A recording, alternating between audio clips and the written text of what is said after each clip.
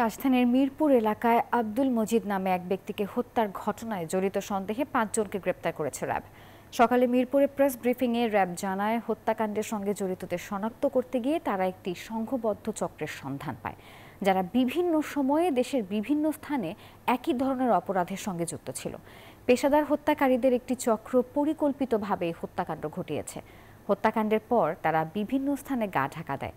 পরে গোয়েন্দা নজরদারির মাধ্যমে তাদের অবস্থান চিহ্নিত করে গ্রেপ্তার করে র্যাবের সদস্যরা।